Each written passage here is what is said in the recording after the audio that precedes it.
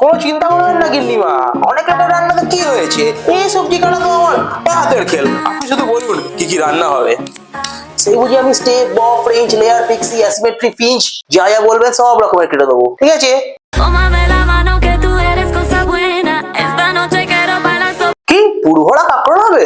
ও, তার আগে আবার ভালো করে খোসা ছাড়িয়ে নিতে হবে? হ্যাঁ, কোনো ব্যাপার না, যে কোনো কিছুর স্কিন একদম স্মুথ করতে আমার একদম জুড়ি মেলা ভার।